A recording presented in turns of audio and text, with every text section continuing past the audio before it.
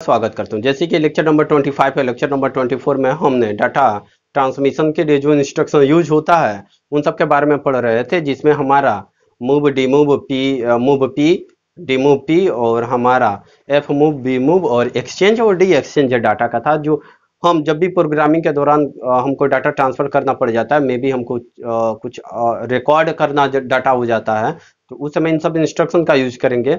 अच्छा दोस्तों, उस वीडियो लेक्चर काफी बड़ा हो गया था, इसीलिए मैंने इस वीडियो को वहीं स्किप कर दिया था।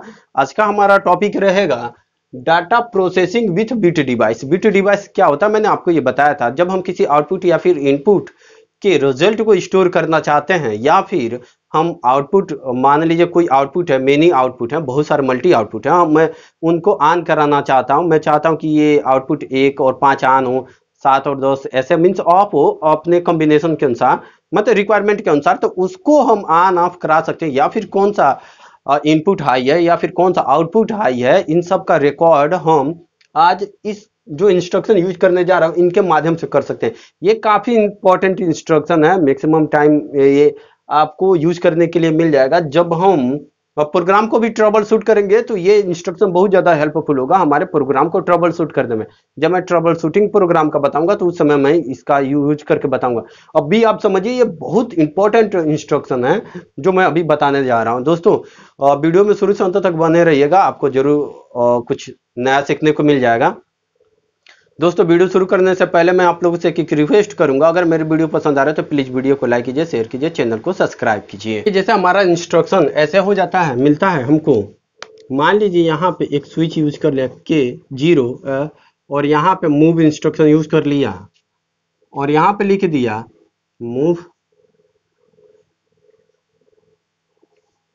D10 और KN, अच्छा KNX कुछ भी हो सकता है, X का एड्रेसिंग हो सकता है। मैं मान लेता हूं K1 लिख देता हूं, K1 और X0, या फिर आप X1 X2 कुछ भी आप लिख सकते हो, या फिर X0 X5 से स्टार्ट कर सकते हो। यहाँ पे K1M लिख सकते हो, M0 मीन्स ऐसे लिख सकते हो। KNX आपने देखा होगा, KNY KNM होता है और KNS होता है। इसको हम बोलते हैं data processing with bit device. किसी बिट के स्टेटस को स्टोर करने के लिए या फिर किसी बिट को हाई कराने के लिए हम ऐसे इंस्ट्रक्शन का यूज करते हैं। आपको मैक्सिमम टाइम देखने को मिल जाता है। आप जब प्रोग्राम करते हो या फिर किसी वर्ड डिवाइस का रेंज देखना चाहते हो तो आपको ये एक टेबल मिलता है जो प्रोग्रामिंग के दौरान, तो उसमें आपको KNX KNY देखने को मिल जाती है। बड़ा इंपॉर्टेंट है, मैं अभी इसका कितना इंपॉर्टेंट है मैं अभी आपको प्रोग्राम के माध्यम से इसको बताऊंगा। अब देखिए, इसका मतलब समझिए, यहाँ पे मैंने K1 लिखा है, यहाँ पे K2 लिख सकता हूँ, K3 लिख सकता हूँ, जैसे ऐसे K1 M0 लिखा। अब यहाँ पे K2 M0 या फिर K3 M5 मीन्स केवल K की वैल्यू अभी चेंज करके मैं दिखा देता हूँ। और यहाँ पे K4 M0, इन सब का क्या मतलब, K की वैल्यू क्यों चेंज हो रहा है? K की वैल्यू हमारा बड़ा इंपॉर्टेंट रोल प्ले करेगा इस इंस्ट्रक्शन में यूज करने के लिए। अच्छा, हम 16 बिट यूज करेंगे तो इस K का कुछ रेंज है। आप यहाँ पे देखिए, ध्यान दीजिए, इस टेबल पर मैंने लिखा है K मीन्स 16 बिट के लिए, 16 बिट के लिए K की वैल्यू क्या होगी और 32 बिट के लिए K की वैल्यू क्या होगी। अगर K1 की वैल्यू, K की वैल्यू 16 बिट के लिए, 16 बिट के लिए K की वैल्यू K1 से लेके K4 तक हो जाएगी, और 32 बिट के लिए K की वैल्यू हमारा 1 to 8 तक जाएगी। ठीक है, अब देखिए बिट का क्या मतलब होता है, अभी मैं बता रहा हूँ। K1 का मतलब 1 लिखने का मतलब 4 बिट, K अगर मैं 2 लिख दिया तो 8 बिट, K3 लिख दिया तो 12 बिट, K4 लिख दिया तो 16 बिट। मीन्स K1 का मतलब 0 से 15 तक आप डेसिमल वैल्यू दे सकते हैं। K2 लिखने का मतलब 0 से 255 तक वैल्यू दे सकते हैं। अच्छा, K4 मीन्स 16 बिट। अच्छा, 16 बिट का लिमिट कितना होता है?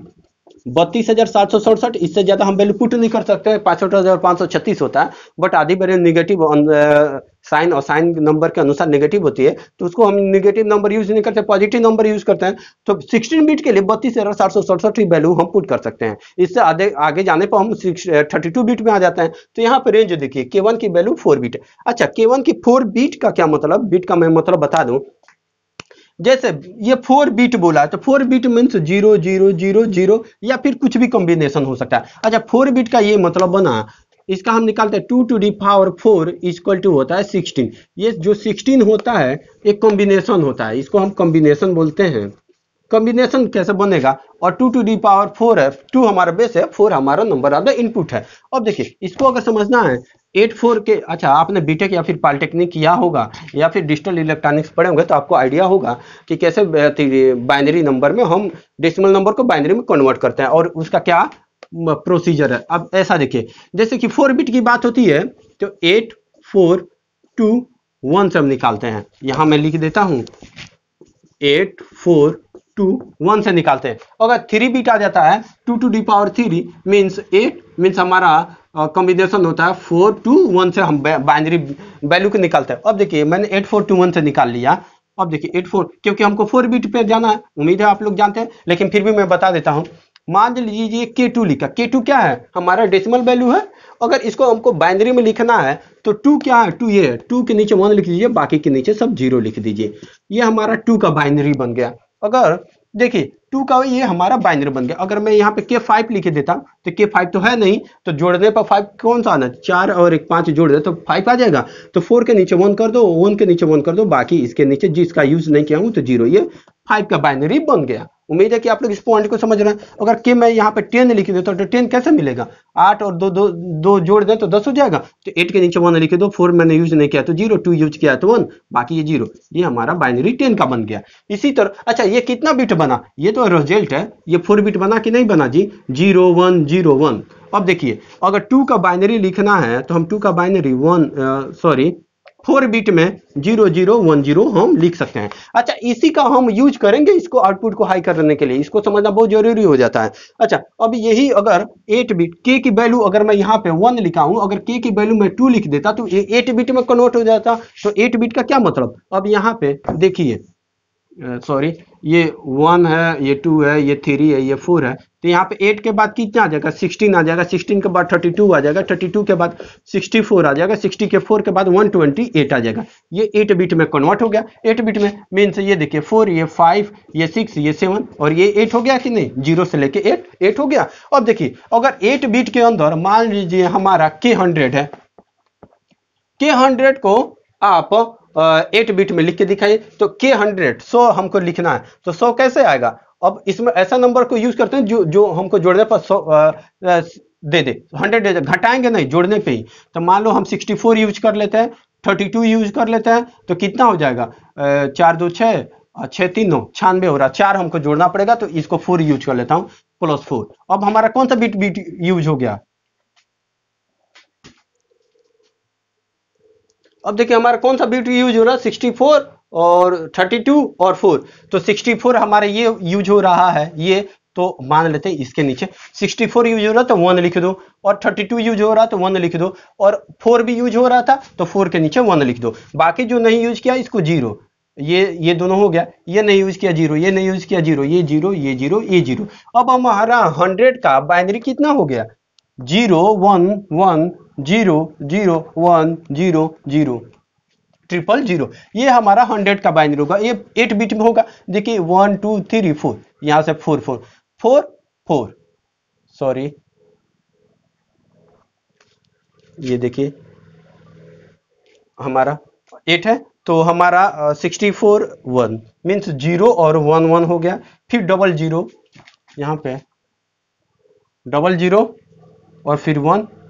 अच्छा ये है नहीं, ये सॉरी ये मैंने मिस्टेक से लिख दिया, तो ये 00 है मीन्स। अब देखिए ये 4 बिट में बन जाएगा, 0 1 1 यहाँ से 4 बिट बन गया और यहाँ से 4 बिट। ये रिजल्ट था। यहाँ पे जो ये देख रहे हैं 2 4 ये लिखा हूं, यहाँ पे 100 लिखा आ जाएगा कि मीन्स 100 का ये बाइनरी है। उम्मीद है कि आप लोग 8 बिट में कैसे इन सब का यूज हो रहा है आप समझ जाएंगे। अब देखिए हम प्रोग्राम को मूव कराते हैं और इसका सिंटेक्स देखते हैं कैसे हो रहा है। अब हम इसका सिंटेक्स समझते हैं, K1 का क्या मतलब है और 4 का M0 का क्या मतलब। अब देखिए यहाँ पे जैसे कि मैं बताया था K1 मीन्स, अच्छा मूव इंस्ट्रक्शन यूज किया तो यहाँ से आपको पता चल गया कि ये 16 बिट का है। अब 16 बिट में K की रेंज कितना होता है, 1 से लेकर 4 तक। अब देखिए क्या लिखा है, K1 1 मीन्स 1 लिखने का मतलब 4 बिट, अगर 2 लिखा होता तो यहाँ पे 8 बिट होता। अच्छा M0 लिखने का मतलब है K1 मीन्स 4 बिट होता है, और m हमारा बिट है, तो हमारा 4 बिट क्या होगा, m0 होगा, एक m1 होगा, एक m2 होगा और एक m3 होगा। 4 बिट बन गया, 0 m0 m1 m2 m3, 4 bit बन गया। अगर मैं यहाँ पे m0 की जगह पे m5 लिख दिया होता, m5, तो नेक्स्ट हमारा बिट क्या होता, m5 m6 m7 और m8। जरूरी नहीं आप 0 से लिख सकते हो, कुछ भी हो सकता है, आप उसका मतलब समझो। जहां पे अगर मैंने यहाँ पे 25 लिख दिया, m25, तो इसका मतलब नेक्स्ट स्टेप M26 M27 और M28 होगा, कंजुगेट बढ़ते जाएगा। ठीक है, ये नहीं, इससे ऊपर जो 4 बिट है, अगर 8 बिट होता, ये 8 बिट K2 लिखा होता, तो M29 M20 30 इस तरह करते करते 8 बिट हमारा बन जाता, मीन्स M31 और M32। ये हमारा 8 बिट बन गया, 4 बिट ये और 4 बिट ये, मीन्स 8 बिट ऐसे बन जाएगा। उम्मीद है कि आप इस पॉइंट को समझते हैं। अच्छा, इसका सिंटेक्स हम थोड़ा सा समझ लेते हैं कैसे लिखेंगे। अच्छा, अब इसको देखिए, मैंने इसी इंस्ट्रक्शन को यहाँ पलट के लिखा, मैं दोनों का मतलब बना रहा हूँ, कितना इंपॉर्टेंट है दोनों पॉइंट को आप यहाँ पे समझिएगा। यहाँ पे हम M0 को ले लेंगे और यहाँ से मान लीजिए कोई आउटपुट Y0 को ऑन करा दिया। यहाँ पे M1 ले लेता हूँ, LD M1 लिखेंगे, वो यहाँ पे Y1 को ऑन करा देता हूँ, यहाँ पे M2 ले लेता हूं और यहाँ पे Y2 को ऑन करा देता हूं। कोई भी आउटपुट, यहाँ पे टाइमर काउंटर कुछ भी यूज कर सकते हो आप, according to your requirement. M3 use कर देता हूं और यहाँ पे मान लीजिए कोई Y3 को ऑन करा देता हूं। अच्छा, इसका नेमिंग हम कैसे करेंगे, हम कौन सा मानेंगे, M1 M0 है। अब देखिए यहाँ पे 8421 जो है, और जो मैंने आउटपुट मैंने क्या लिया, M0 M1 M2 3, तो M0 कौन सा है, M0A है, 1 के नीचे, ऊपर M0A M1 है, ये M2 है और ये M3 है। ठीक है, अब देखिए इस डाटा रजिस्टर में आप जो भी वैल्यू पुट करोगे, ठीक है, अगर 4 बिट के लिए है तो 4 बिट का रेंज कितना है, 0 से 15 तक डाटा कांस्टेंट वैल्यू दे सकते हो। इसमें जो भी वैल्यू दोगे इस डाटा रजिस्टर में, उसके अनुसार ये आउटपुट हाई लो होगा, अकॉर्डिंग टू योर रिक्वायरमेंट। अब देखिए, अगर ये मैं इसको बिना M0 M1 M2 M3 मैंने एज ए इनपुट की तरह यूज किया। अच्छा, ये देखो, ये सोर्स है और ये डेस्टिनेशन, सोर्स की वैल्यू डेस्टिनेशन पे जाएगी, तो जो डेस्टिनेशन होगा हम उसको एज ए इनपुट की तरह यूज करेंगे। अच्छा, इस इंस्ट्रक्शन का यूज हम आउटपुट को हाई कराने के लिए करेंगे, आउटपुट को हाई कराने के लिए करते हैं। और इसका यूज हम, मैं बता दूं, रिकॉर्ड करने के लिए करते हैं, डाटा को रिकॉर्ड करने के लिए करेंगे कि इसमें कौन सा इनपुट हाई है कौन सा लो है, उसको रिकॉर्ड करने के लिए ये हम ऐसे इंस्ट्रक्शन का यूज करेंगे। मैं अभी इस पॉइंट पे आऊंगा, अभी यहाँ पे समझ लीजिए, बिना M0 M1 M2 M3 को प्रेस किए हुए हम आउटपुट को ऑन करा सकते हैं, जो चाहे जो आउटपुट को मैं ऑन करा सकता हूं। देखिए कैसे, अगर ये हमारा डाटा रजिस्टर है, जैसे मूव इंस्ट्रक्शन यू। अच्छा दोस्तों, मेरा वीडियो इसका प्रैक्टिकल जरूर आप लोग देखिएगा, मैं ऑन करा के दिखाऊंगा। यहाँ पे D10 है, D10 में मान लिया मैं K2 मूव करा देता हूँ, कोई कांस्टेंट K2 मूव करा देता हूँ, तो K2 की बाइनरी क्या होगी, मीन्स 2 की बाइनरी क्या होगी, तो ये 2 के नीचे, अब देखिए 2 हमको चाहिए तो 2 के नीचे 1 लिख देते, जो ये 1 और 4 नहीं चाहिए तो ये 0, मीन्स ये कौन सा, अब M1 ऑन हो जाएगा, M1 मीन्स ये ऑन हो जाए, ये हमारा आउटपुट ऑन हो जाएगा। जैसे इसमें K2 पुट करूंगा ये Y1 ऑन हो जाएगा। अगर मैं यहाँ पे 5 मूव कर देता हूँ, K5, यहाँ पे K5 लिख दिया, K5, तो 5 कौन सा बनेगा, 4 और 1 मीन्स 1 और 0, सॉरी ये 4 और 1 का यूज कर, इसके नीचे 1 बाकी 0, ये 0। अब देखिए M0 और M2, M0 कौन सा है, M0 ये है, ये, और कौन सा है M2, ये दोनों हाई हो जाएगा, M0 M2 हाई हो जाएगा, तो आउटपुट Y0 Y2 ऑन हो जाएगा। अब जो आउटपुट को ऑन कराना चाहते हो, आप सपोज K12 लिख दिए, यहाँ पे K12 वैल्यू मूव करा दिए, तो K12 कैसे बनेगा, K12 8 4 तो 1 1, बाकी दोनों का यूज नहीं हुआ तो 0, मीन्स कौन सा M3 M2 means M2 M3, तो M2 M3 मीन्स Y2 और Y3 ऑन हो जाए, जो चाहे वो आउटपुट को आप ऑन करा सकते हो इसके माध्यम से। ठीक है, अब देखिए, अभी M0 मैं यहाँ पे X0 भी लिख सकता हूं। अगर मैं यहाँ पे X0 लिखा, चलिए मैं अभी थोड़ा सा आगे बता, अच्छा M0 लिखा, अगर यहाँ पे मैं X0 लिखा होता, X0, तो यहाँ पे क्या लिखा था, X01 X02, मीन्स अगर X लिखा होता तो यहाँ पे क्या होता, मेरा X0 X1 और यहाँ पे X2 और यहाँ पे क्या होता, X3 यूज हो जाता। मीन्स ये जो भी लिखा K1, सॉरी इसको हटाइए, K1 X0 मीन्स X की वैल्यू यहाँ पे मूव होके चली आएगी। ठीक है, तो मीन्स ये जो यूज होगा उसका यूज हम इनपुट, अच्छा जो डेस्टिनेशन होता है उसका यूज एज ए सोर्स की तरह करेंगे। ये बड़ा इंपॉर्टेंट पॉइंट है, इसको आप याद रखिएगा। इसी से हमारा आउटपुट ऑन हो रहा है, हम जो आउटपुट को चाहें उस आउटपुट को ऑन करा सकते हैं यहाँ पे, ठीक है। अब देखिए, अब मैं ये इस इंस्ट्रक्शन का मतलब समझिए, ये इंस्ट्रक्शन क्या बोल रहा है, इसका यूज देखिए एक बार। इसका सिंटेक्स क्या बोलता है कि जो देखिए यहाँ पे जो M0 में मान लीजिए इसका इंस्ट्रक्शन का यूज मैं यहाँ पे कर ले, अच्छा मैंने x यूज कर लिया तो यहाँ पे भी हमको x यूज करना पड़ जाएगा।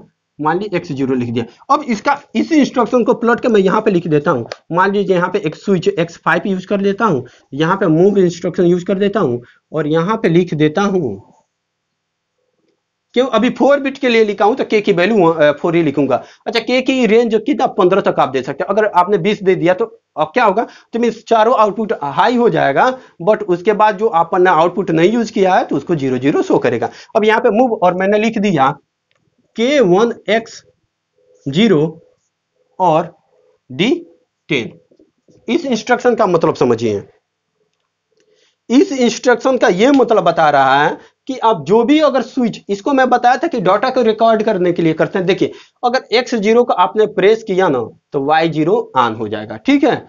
y0 को ऑन होते ही ये y0 अगर आपने x0 को प्रेस किया है, y0 ऑन हुआ है, तो x0 को क्या है, x0 को हम 1 बोलते हैं, इसको 2 बोलेंगे, और 4 बिट है तो इसको 4 बोलते हैं, इसको 8 बोलते हैं। इसी के अनुसार मैं निकाला था जी 8421, तो मीन्स 1 क्या है, 1 ये है, 2 ये है, 4 ये 8 है। अब देखिए अगर आपने x0 का दबाया तो यहाँ पे d10 में 1 स्टोर हो जाएगा, k1 स्टोर हो जाएगा।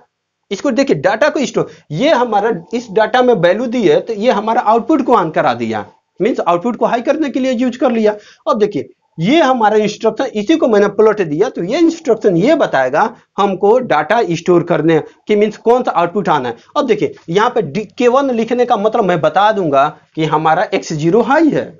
अब देखिए ये रिकॉर्ड कर रहा है डाटा को। अब देखिए मैं अगर x2 को भी प्रेस कर दिया, x1 के x0 के साथ x2 को भी प्रेस कर दिया तो 1 और 4 मीन्स 5, यहाँ पे 5 स्टोर हो गया होगा। ये मैं करके दिखाऊंगा प्रैक्टिकली, ये बहुत इंपॉर्टेंट इंस्ट्रक्शन है, कृपया आप इसको समझिए कि इसका कितना वैल्यू है। इसका यूज हम डाटा को स्टोर, इसका इस तरह इंस्ट्रक्शन लिखेंगे तो इनपुट या फिर आउटपुट को हाई करने के लिए, और ये कौन सा इनपुट हाई है कौन सा आउटपुट हाई है उसको रिकॉर्ड करने के लिए हम इसका जस्ट अपोजिट वाले इंस्ट्रक्शन का यूज कर लेंगे। उम्मीद है कि इस पॉइंट को आप समझ रहे हैं। वीडियो ज्यादा बड़ा हो जाएगा तो इसीलिए मैं थोड़ा सा इसको, क्योंकि इसका प्रीवियस वीडियो भी बहुत बड़ा हो गया था, अभी भी ये वीडियो क्या करें समझाने के चक्कर में वीडियो बड़े हो जाते हैं। अच्छा अब देखिए अगर 8 बिट यूज कर लिए होते, अब यहाँ पे क्या लिख दें, अगर यहाँ पे k2y4 लिख दिया, k2y4 का क्या मतलब हुआ, अब k2y4 मीन्स k और 2 लिखने का मतलब है 8 बिट होना चाहिए। अब हमारा 8 बिट का डाटा हो जाएगा, और हमारा मूव इंस्ट्रक्शन यूज है मीन्स 16 बिट में k की वैल्यू 2, k की वैल्यू 2 का क्या मीन्स 8 बिट 0 से 55। अब k की वैल्यू मैक्सिमम 255 तक आप पुट कर सकते हो। अगर k की वैल्यू बढ़ाना चाहते हो तो k4 आपको यूज करना पड़ेगा। अब इसका y4 का यूज कहां करोगे आप, अगर इस प्रोग्राम को अगर आपने ऐसे लिख दिया, यहाँ पे सीधे y4 यूज कर दिया और यहाँ पे y5, तो ये तो जैसे ही प्रोग्राम रन करोगे ये ऑन हो जाएगा, इसका मूव से कोई मतलब ही नहीं रह जाएगा। तो ऐसे केस में क्या करेंगे, अच्छा ये आउटपुट मैंने यूज किया, आउटपुट का यूज जो मैं बताया था, जो हमारा डेस्टिनेशन होता है डेस्टिनेशन का यूज एज हम इनपुट की तरह यूज करेंगे। तो अब यहाँ पे y4 लिखा हूं तो ये सब चेंज होगा। अब ये मैं जैसे नया बनेगा प्रोग्राम, मैं इसी को एडिट करके बना रहा हूं क्योंकि टाइम आपका कंज्यूम ज्यादा हो रहा है। तो यहाँ पे k2 y4, तो यहाँ पे y4 से स्टार्ट होगा, ये y5 होगा, ये y6 होगा। ये आउटपुट का यूज एज ए इनपुट की तरह यूज हो रहा है y लिखने का, ये मतलब अगर यहाँ पे m लिखा तो यहाँ पे m लिख देता, यहाँ पे s लिखा तो s लिख देता। इस इंस्ट्रक्शन का मतलब ये है कि ये कौन सा इनपुट को, अगर मैंने x0 लिखा है k1 x0, तो ये इनपुट को x लिखने का क्या मतलब है, ये इनपुट को रिकॉर्ड करेगा कि कौन सा इनपुट हाई है। अगर मैं यहीं पे x5 था, अगर यहीं पे मैं, अच्छा सपोज यहाँ पे कहाँ लिख दे, यहीं पे लिख देता हूँ, मान लीजिए यहाँ पे इनपुट x6 लिख लिया, यहाँ पे मूव इंस्ट्रक्शन का यूज कर लिया, और यहाँ पे देखिए मैं लिख देता हूँ k2y0, यहाँ पे d12। इसका क्या मतलब बना, ये y लिखने का मतलब y0 से लेके y, और 8 बिट है, 8 बिट है क्योंकि k2 की वैल्यू 8 है, तो ये y 12 टाउ का डाटा स्टोर करेगा। ये जो भी आउटपुट हाई होगा उसका डाटा D12 में स्टोर हो जाएगा। ये देखिए K1 X लिखने का मतलब ये इनपुट को रिकॉर्ड करेगा कि कौन सा हमारा इनपुट हाई है। और देखिए ये मीन्स Y लिखने का K2 K1 K3 K4 according to your requirement, कितने बिट का आपने आउटपुट यूज किया है, K की वैल्यू 1 से 8 तक वेरी कर सकते हो आप। ये आउटपुट को रिकॉर्ड करेगा। ये इंस्ट्रक्शन जो मैंने लिखा K2Y0 ये आउटपुट को मीन्स रिजल्ट को स्टोर करेगा। अभी वीडियो में इसको और समझाऊंगा तो ज़्यादा ही बड़ा हो जाएगा, क्योंकि अभी भी हमको बी मूव डी मूव और क्या है डाटा एक्सचेंज के बारे में पढ़ना है। तो मैं इस पॉइंट को यहीं रोकता हूँ, बाकी आगे का जो वीडियो है। अब हम इंडेक्स रजिस्टर के बारे में देख लेते हैं कि उसको हम कैसे यूज करते हैं डाटा ट्रांसफर करने के लिए। जैसे आप कई जगह प्रोग्राम में देखे होंगे, ऐसे यहाँ पे मान लीजिए X0 एक स्विच यूज कर लिया और यहाँ पे मान लीजिए मूव इंस्ट्रक्शन का यूज कर लिया, क्योंकि ये भी 16 बिट का होता है। यहाँ पे मूव लिख दिया, मूव P लिख सकते हो कि P ज़्यादा इंपॉर्टेंट होता है क्योंकि उससे प्रोग्राम एग्जैक्ट रिजल्ट आता है। तो मैं अभी चलिए मैं लिख भी देता हूँ, आप खुद लिखिएगा सही रहेगा। अब यहाँ पे मैं लिख दिया K10, ठीक है, और इसको मैं E2 में मूव करा देता हूँ। E2 फ्लैग, अच्छा E की वैल्यू 0 से लेके 7 तक आप यूज कर सकते हो और F की वैल्यू भी 0 से लेके 7 तक यूज कर सकते हो, मीन्स टोटल 8। अच्छा 2 कंजुकेटिव होता है, अगर आप E2 यूज कर रहे हो तो आपको F2 ही यूज करना होगा। ऐसा नहीं कि F3 F4 F5 यूज करो, रॉन्ग हो जाएगा। मीन्स E0 और E0 और F0 एक साथ यूज होगा, E1 और E1 F1 एक साथ यूज होगा, ऐसा ही ऐसा मीन्स E7 तो F7 यूज होगा। ऐसा नहीं कि E7 और F6, ये गलत है, एरर हो जाएगा। मीन्स एक कंजुकेटिव एक साथ दोनों आएंगे। अब देखिए इसको थोड़ा मैं मिटा देता हूँ, वेट कीजिए। अब देखिए यहीं से फिर मैं मूव P इंस्ट्रक्शन का यूज करके यहाँ पे फिर मैं एक मूव करा देता हूँ K15 या E2 यूज किया हूँ तो F2 फ्लैग रजिस्टर होगा। तो अब देखिए यहाँ से फिर हम एक मूव P इंस्ट्रक्शन का यूज करके इसको देखिए थोड़ा सा, ये यहाँ पे मैं मूव P, अब देखिए D5 और मैं E2 लिख लेता हूँ, E2 और इसको D10 F2 लिख लेता हूँ। इसका मतलब आप समझिए ये हमारा फ्लैग रजिस्टर का ये मैंने यूज करके डाटा को मूव कराया। आपको इस तरह का भी प्रोग्राम किसी मैनुअल आप पढ़ोगे तो इस तरह का भी मिल जाएगा, तो आप उस समय कंफ्यूजन। अच्छा फ्लैग रजिस्टर का कैसे यूज करते हैं तो इसके बारे में मैं बता रहा हूँ, काफ़ी इंपॉर्टेंट है, भी कई जगह आपको प्रोग्रामिंग में मिल जाता है। तो इसका मतलब समझ लीजिए, काफ़ी वहाँ कन्फ्यूज ना हो जाए और आपको पता चले कि क्या है। अच्छा देखिए जैसे ही X0 का प्रेस करोगे तो मूव P K10 की वैल्यू E2 में मूव हो जाएगी। तो E2 में क्या वैल्यू है, अभी E2 में हमारा K10 वैल्यू है, ठीक है। और उसके बाद ये एग्जीक्यूशन होगा तो F2 में क्या आ गया, F2 में हमारा K15 वैल्यू मूव हो जाएगा। आप जानते हो इतना। अब इसका मतलब समझे, मूव P जैसे ये D5 है, D5 और E2 का मतलब समझिए। तो इसको हम D को डाटा रजिस्टर को रहने दीजिए, जो 5 और E2 में कौन सा वैल्यू मूव हुआ, E2 में 10 मूव हुआ है, 10 मूव है तो 5 + 10 इसको रहने दीजिए। ये इसका मीन्स इसका मतलब है, इसका यहाँ पे लिख दे क्या, इक्वल टू हम इतना लिख सकते हैं, D को रहने दीजिए और जो 5 है डाटा रजिस्टर 5 और प्लस E2 में कितना मूव हुआ है, E2 में 10 मूव हुआ है। मीन्स ये कितना बन गया, D15, ये D15 बन गया। अब देखिए इसका मतलब समझिए, D10 F2 का क्या मतलब हुआ, D को रहने दीजिए 10 प्लस F2 में कितना मूव हुआ है, F2 में 15 मूव हुआ है, 15 मीन्स D और 10 + 15 25 मीन्स। अब ये देखिए ये हमारा पूरा प्रोग्राम को हम रिप्लेस कर सकते हैं। X0 मीन्स यहाँ पे मूव P D15 D25, इसका मतलब समझिए। अब ये बताएगा, ये प्रोग्राम ये बता रहा है कि D15 का डाटा और D15 का डाटा D25 में मूव हो गया है, ठीक है। D15 का डाटा D25 में मूव हो गया, इस प्रोग्राम को ये बता रहा है इतना में।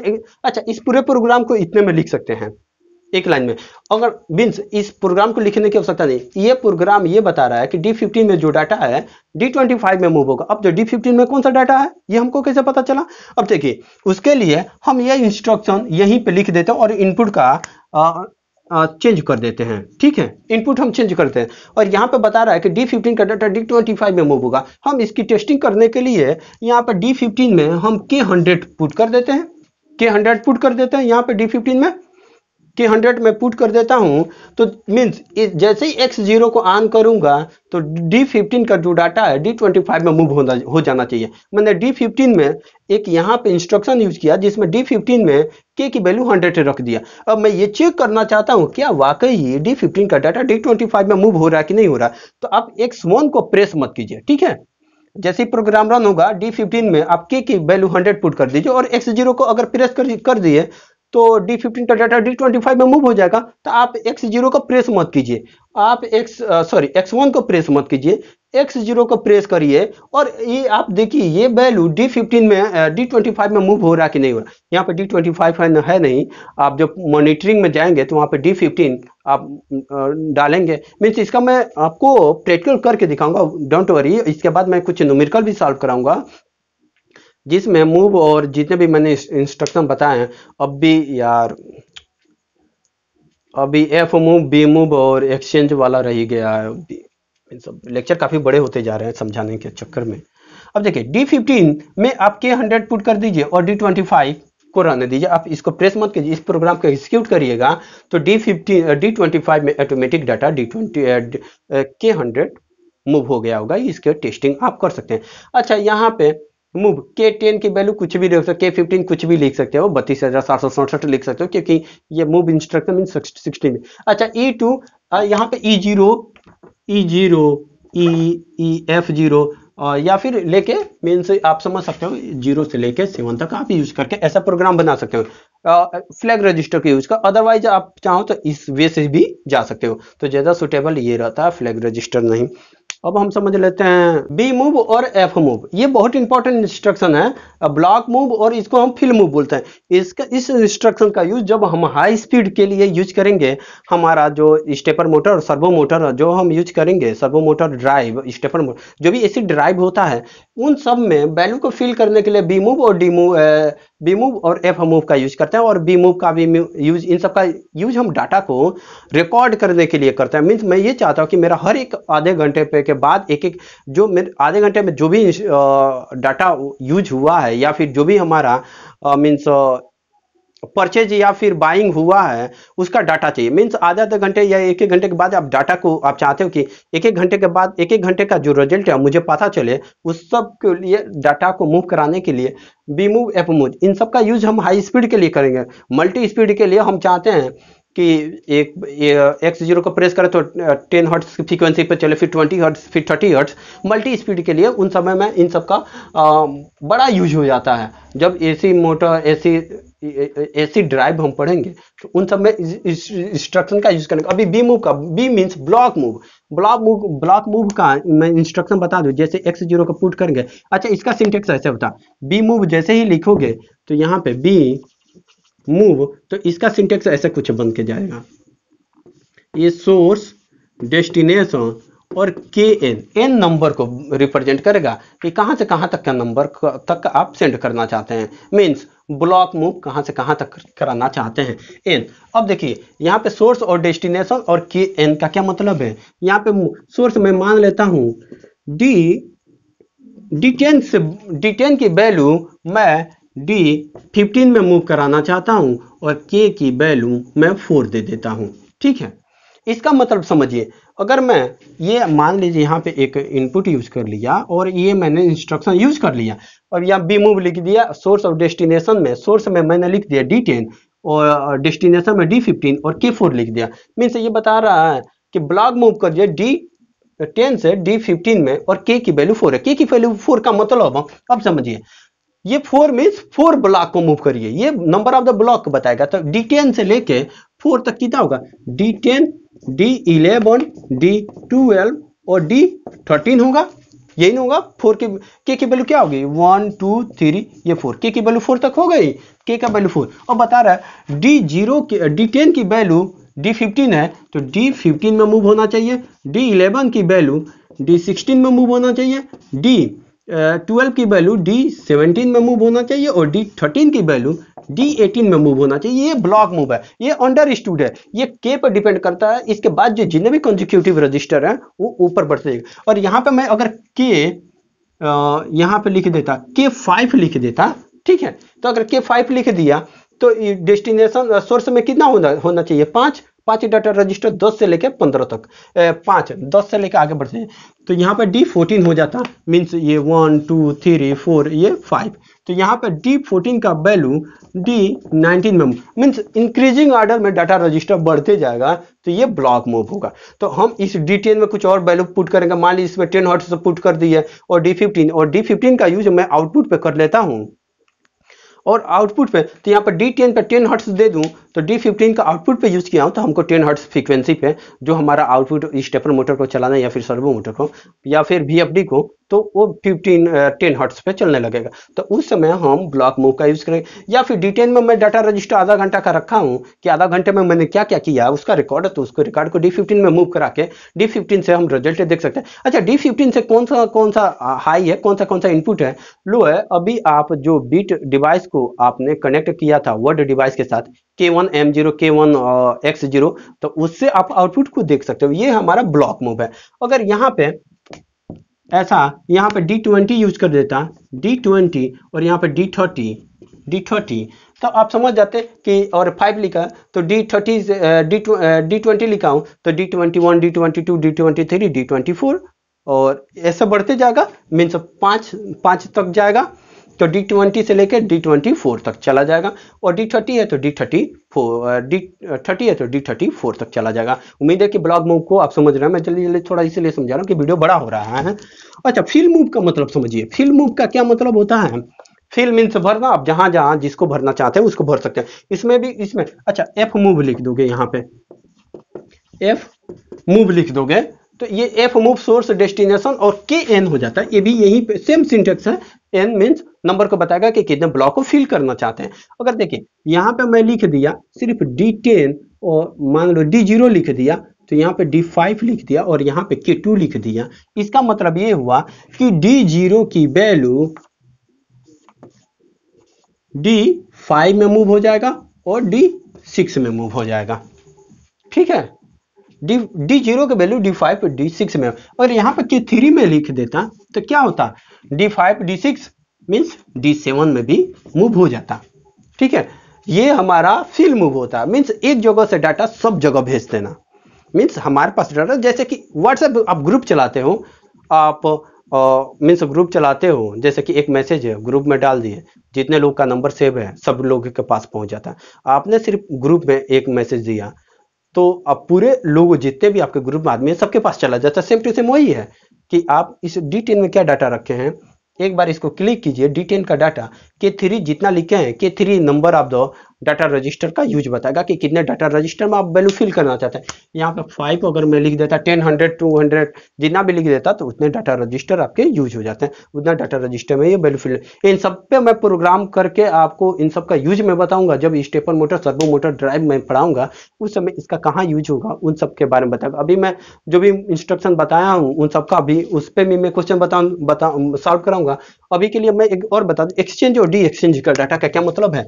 यहाँ पे मान लीजिए एक इनपुट है x, मान लो x0, यहाँ पे अच्छा XCHP यूज करना पड़ेगा, एक्सचेंज विथ पल्स। इसको पल्स एग्जीक्यूशन बोलते हैं, XCH पल्स। अगर यहाँ पे लिख दिया D15 और D10, इसका मतलब ये हुआ कि देखिए D15 का डाटा D10 में चला जाएगा, ठीक है, और D10 का डाटा ऐसे मैं समझा दूं क्या, देखिए D15 का डाटा D10 में चला गया। अब देखिए यहां से एक ऐसे बना देता हूं, D10 का डाटा जो D10 में पहले का डाटा था वो D15 में आ गया, समझ रहे हैं। अच्छा, जो D10 में मान लीजिए यहाँ पे K100 है और यहाँ पे के 500 है, ठीक है, के 500 है। इसका मतलब ये हुआ कि अब जैसे ही x0 को प्रेस करेंगे एक्सचेंज पल्स के साथ, तो ये D15 में अब अभी देखिए 100 था, तो अब D15 में अब हमारे पास क्या होगा, के 500 आ जाएगा, क्योंकि ये जो D10 की वैल्यू है D15 में आ जाएगा और D10 में अब हमारा K100 मूव हो जाएगा, मीन्स एक्सचेंज हो जाएगा, उसका डाटा इसके पास आ जाएगा, इसका डाटा उसके पास आ जाएगा। उम्मीद है कि आप इस पॉइंट को समझ रहे हैं। वीडियो बड़ा हो रहा है, मैं वीडियो को यहीं रुक रहा हूँ दोस्तों। आप लोगों से एक रिक्वेस्ट करूंगा, अगर मेरे वीडियो पसंद आ रहे हो तो प्लीज़ वीडियो को लाइक कीजिए, शेयर कीजिए, चैनल को सब्सक्राइब कीजिए। नमस्कार दोस्तों। ओ सॉरी, इस वीडियो से रिलेटेड किसी तरह का सुझाव या शिकायत हो जरूर हमें कमेंट में बताएं, या फिर मेरे नंबर पे सॉरी 9792546421 पे भी मैसेज करके मुझे बता सकते हैं कि क्या मीन्स मुझे क्या सुधार करना चाहिए, क्या नहीं सुधार करना चाहिए। मुझे एक्चुअली आइडिया नहीं है, आप बताएंगे तभी जाके मुझे पता चलेगा, तो मैं उस पर सुधार करूंगा। नमस्कार दोस्तों।